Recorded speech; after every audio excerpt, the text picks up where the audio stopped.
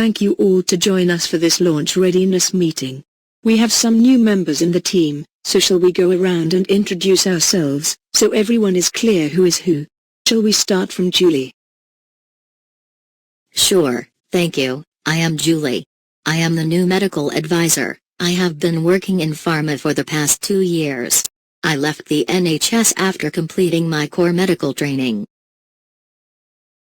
Obviously Julie knows me, but I am Sarah, medical director. I have been in pharma for the past 10 years.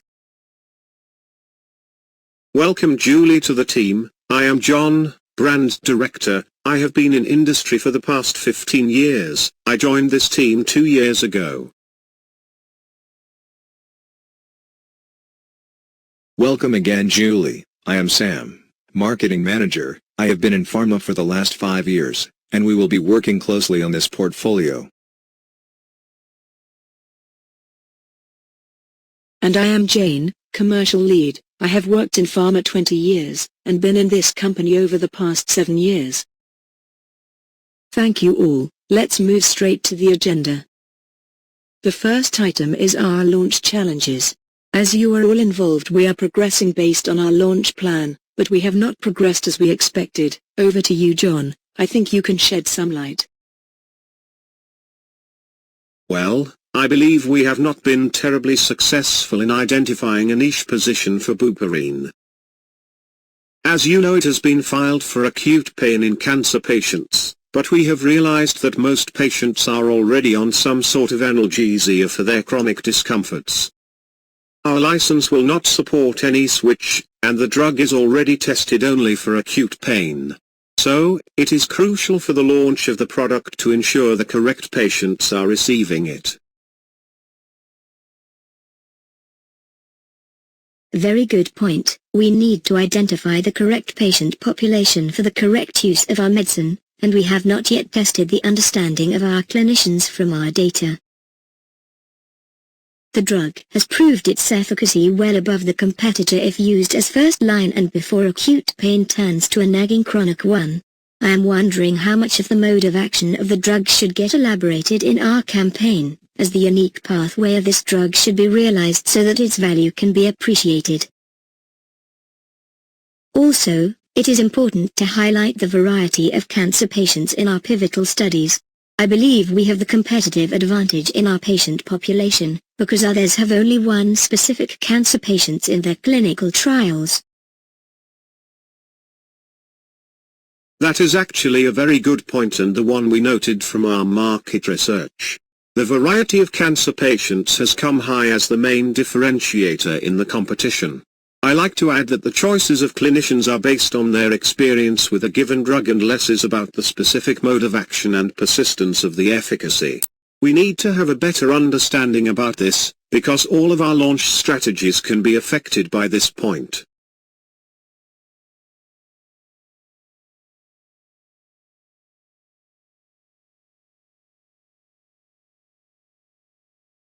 So, I guess this is the best timing to ask a number of key clinicians and get their advice as to how best we can move forward. I have also received a set of ad hoc analysis from the Phase 3 study, and can check the value of including some of that information within our campaign.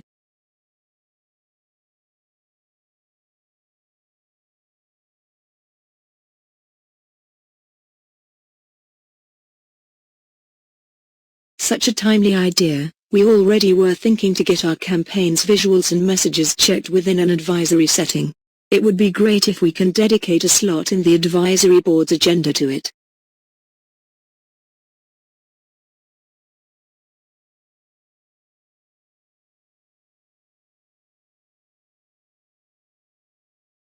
Totally agreed. I will ensure we set this meeting up in the most appealing location. We may be able to create some product advocates out of this meeting.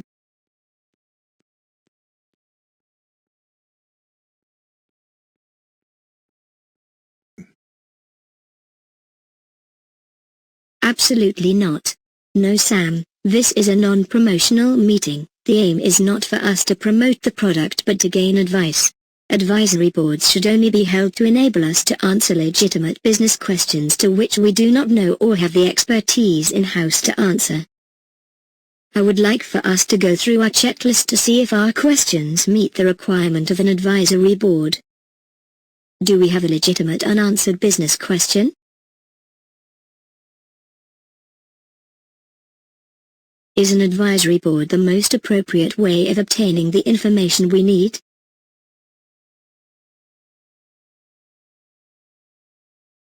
Is this the only advisory board to address the business question at issue? Yes. So are we agreeing that an advisory board is needed?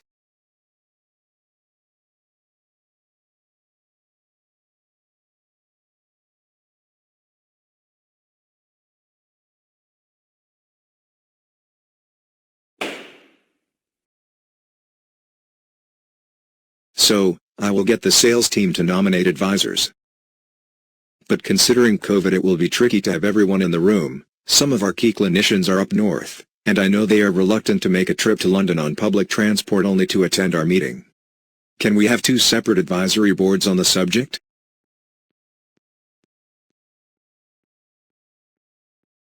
Yes, we can have 2 separate meetings, if we can justify the reasons for it.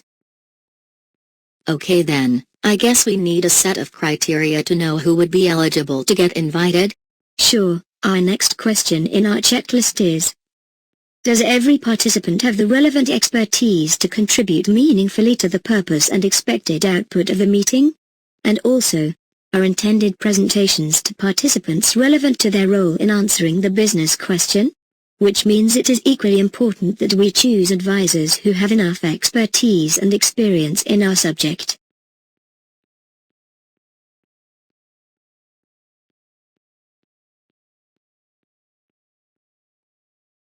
It is also important to ensure the number of invited advisors is limited to allow active participation by all of them, as that is another item in our checklist. Is the number of delegates meeting strictly limited to that required to answer the question? Sam and Julie, I suggest you have an eye on the number of people attending from our side. We should not outnumber them to say the least, and the ratio of our team employees or attendees on our behalf to advisors remains reasonable, and anybody who attends the actual meeting should have a clear role and responsibility for the session. So, who will look after contracts and logistical arrangement? I am happy to ensure the contracts are in place as soon as we have invited them and they have accepted to get involved, based on our fair market value. I will also ask our logistics to secure a central area for the purpose of the meeting and arrange reasonable hospitality.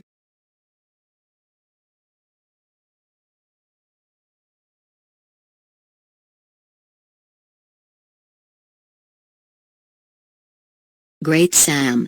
So I will work on the agenda. If everyone sends me their main questions by the end of next week, I will ensure that the agenda allows adequate time for discussion.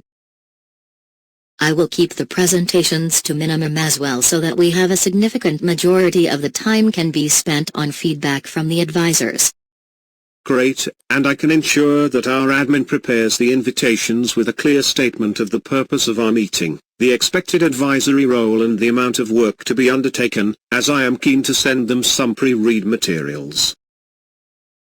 Also, we need a briefing document for all those involved with the meeting for both staff and agency participants, if the budget allows to have agency support, but it is important that everyone is clear on the need for and expected output from the meeting.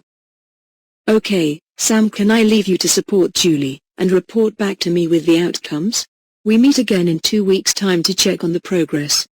I know, to get these questions answered, and considering availabilities, a live and face-to-face discussion always has a lot of byproducts. It allows for our one-to-one discussions, and potential identification of collaboration opportunities for the future. We need to ensure the advisory board is minuted in details, and we get a chance to discuss the outputs in our next launch readiness meeting, and take actions from it, if possible. It is also crucial to remember, even though we may be able to have another advisory board on the same subject, but PMCPA advises us to ensure we have wholly and solely determined its need. Great, so we now have a clear action plan. I just go through them. Julie will look into the agenda, ensuring we have ample time for questions and discussion time. All of us need to send her the list of our questions to get considered. Sarah, Julie and John will set some criteria for advisors, so we know who to invite.